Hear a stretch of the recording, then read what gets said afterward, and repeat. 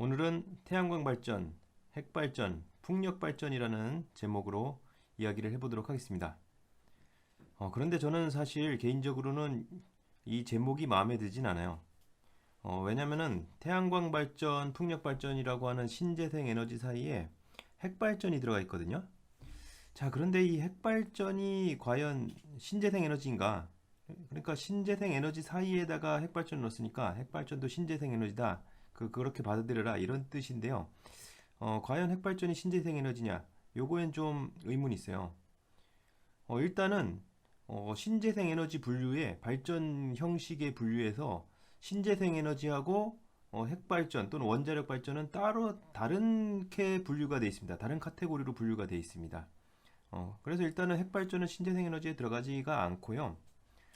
또 이제 신재생은 그 뭐 건설이라든가 어떤 뭐 태양 전지판이라든가 이런 거 생산 과정, 건설이나 생산 과정에서 부품 생산 과정에서 어떤 환경 문제가 뭐 전혀 안 일어날 수는 없죠. 그렇지만은 발전 과정에서는 어떤 환경 문제가 굉장히 작은 그런 발전들을 또 이렇게 화석 연료를 사용하지 않는 그런 발전을 말하는데 이 핵발전, 물론 핵발전도 가장 많은 비중을 차지하는 화력 발전에 비해서는 발전 중에는 그 환경 문제를 덜 일으키죠. 왜냐면은 이산화탄소 발생량이라든가 이런 것들이 좀 적으니까요. 그런데 일단 폐기물 다 사용하고 남은 뭐 해결료라든가 아니면은 그 핵발전소에서 일하고 난 사람들 옷이라든가 핵폐기물 같은 것들을 지금 뭐 저준위 핵폐기물이랑 고준위 핵폐기물을 구분하는데 이 해결료봉 사용하고 남은 폐해결료봉을 처리하는 기술이 인류에게 없습니다. 그러니까 이 폐기물 문제가 처리 문제가 굉장히 심각해질 수가 있습니다. 그리고요 또 2011년에 그 동일본 대지진으로 인한 후쿠시마 핵발전소 사고 지금도 굉장히 일본에서 오염수를 방류하느냐 이런 문제로 굉장히 외교적으로도 치열하게 갈등을 하고 있죠. 이런 사고가 났을 때 이 굉장히 피해가 크다라고 하는 문제가 있어서 핵폐기물과 이 사고 났을 때 피해 문제 이런 것들 때문에 핵발전은 신재생 에너지로 굳이 분류하지는 않죠. 그런데 뭐 물론 이제 핵발전이 굉장히 유리한 점이 많이 있긴 하지만은 이렇게 신재생 에너지로 분류하는 것처럼 이렇게 신재생 에너지 사이에 핵발전을 싹 끼워 넣는 거는 조금 아니라고 봅니다. 좀 같이 배울 수 있는데 왜냐면 화력 발전에 대안으로 뭐 할 수 있는 거긴 하니까 근데 이제 가운데 끼워 넣는 거 아니고 좀 끝에 놓든가 앞에 놓든가 이렇게 해줘야 되는데 딱 제목이 교모하게 가운데 끼워 넣은 게 약간 좀 저희는 불만이긴 합니다. 그렇지만 어쨌든 교과서에 나오는 제목이기 때문에 저 의도가 다분히 보이긴 하지만 그대로 따라가도록 하겠습니다. 자, 먼저 교과서에 나오는 교과서에 보면은 여러분들 그 우리나라 발전 현황이라고 해서 나오는데 2014년까지만 나오죠. 자, 그래서 제가 올해 것까지 올해 나왔으니까 이제 작년 것까지 작년 현황까지를 조사를 한번 해봤습니다. 자, 이렇게 보시면요. 2019년 작년에는 수력 발전이 우리나라 발전에서 차지하는 비율이 1.1%, 화력 발전이 가장 높죠. 67.2%, 핵 발전이 26%, 그리고 마지막으로 신재생 에너지가 5.4%를 차지했습니다. 보시면은 신재생 에너지 발전 비율이 굉장히 이제 급격히 느는 걸 볼 수가 있고요. 수력 발전은 이제 거의 그대로고요. 그렇죠? 그리고 핵 발전이 좀 줄고 화력 발전이 늘었습니다. 아무래도 현 정부의 탈핵 정책, 탈원전 정책이 반영된 것으로 볼 수도 있을 것 같은데요. 근데 사실 현 정부가 들어선 게 2017년이기 때문에 제 생각에는 2017년 이후에는 이제 0.8%밖에 안 줄었잖아요.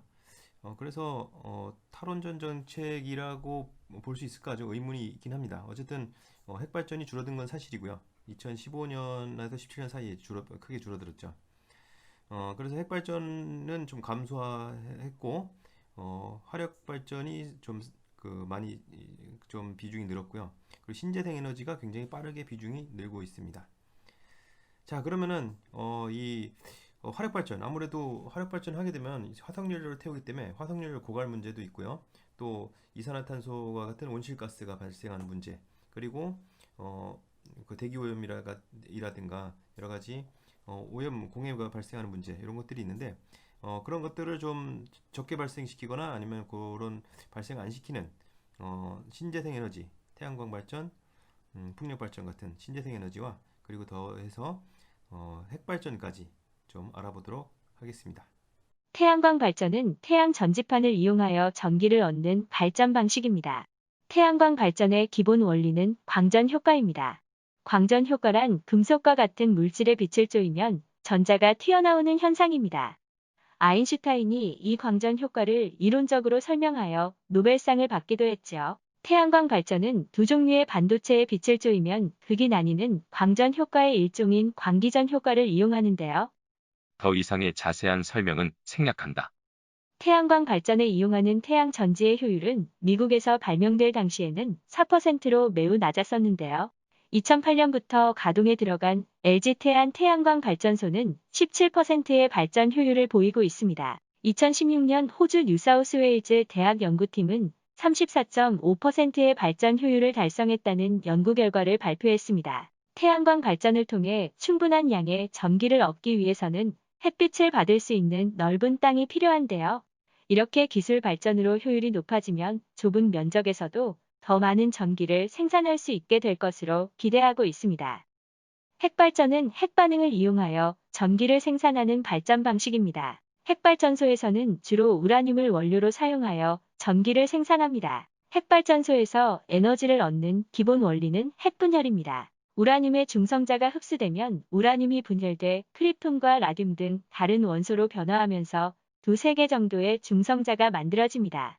이때 핵분열 후가 핵분열 전보다 질량이 감소하는데 이 감소된 질량이 에너지로 전환됩니다. 우라늄이 일단 핵분열을 시작하면 발생한 중성자가 더 많은 핵분열을 일으켜 연쇄 반응이 일어납니다. 핵분열은 한번 시작하면 우라늄이 다 사라질 때까지 멈출 수도 없고 핵분열 속도도 계속 빨라집니다. 그래서 핵발전소의 원자로에서는 제어봉을 이용해 중성자를 적절히 흡수하여 핵반응 속도를 조절합니다. 또한 핵반응에 의해 발생하는 열로 물을 가열하여 증기를 발생시켜 발전을 합니다. 풍력 발전은 바람의 운동 에너지를 전기 에너지로 전환하는 발전 방식입니다.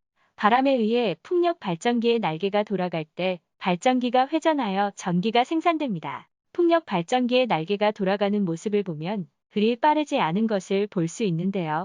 내부에는 기어비를 이용해 회전 속도를 높이는 장치가 있어 발전기는 매우 고속으로 회전합니다.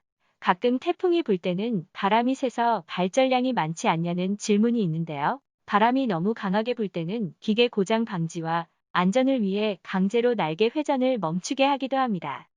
전기 에너지는 다른 종류의 에너지로 쉽게 전환되기 때문에 매우 편리하고 사용 중에 오염물질도 배출하지 않습니다. 그러나 앞에서도 살펴봤듯이 대부분의 전기 에너지가 화석 연료를 사용하는 화력 발전을 통해 생산되고 있습니다. 화석 연료 사용 증가에 따른 지구 환경 변화를 막기 위해 태양광 발전, 풍력 발전 등의 발전 방식으로 전기 에너지를 얻기 위한 노력을 계속해야겠습니다.